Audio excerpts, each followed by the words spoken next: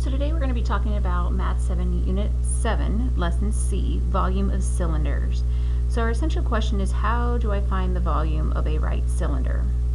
So the first thing we're going to be talking about is that you can find the volume of a right cylinder, that you can solve real-world problems involving volume of right cylinders, and that you understand the difference between exact and estimated. So looking way back at the beginning of this unit, we talked about exact and the estimated. So remember, an exact amount, we leave the pi symbol in.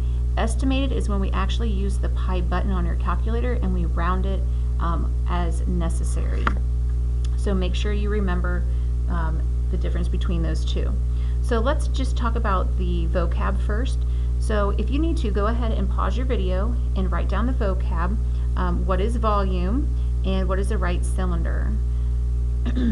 So the volume is the amount that a three-dimensional space, or amount of three-dimensional space an object occupies, or its capacity. So if we were to fill something up with water or air, we want to know how much would it hold, so it's three-dimensional. In a right cylinder, which that's what we're going to be focusing on today, is just like a prism, a rectangular prism, but it has circular bases. So remember, a prism has 90 degrees between its base and its side, so that's what makes it a prism, or we call it a right cylinder. Now, just a couple of things to think about real quick. You're probably familiar with the volume of a rectangular prism, like a box, and its volume equals length times width times height. But think for a minute what the area of a rectangle is. Well, the area is just length times width.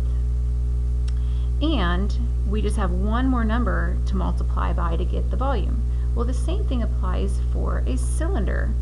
The area of a circle, so the area of a rectangle is length times width, and the area of a circle is pi r squared. Well, notice what is right here in our volume. So the volume is just the area of the base. So if it's a rectangle, we do length and width. If it's a circle, we do pi r squared.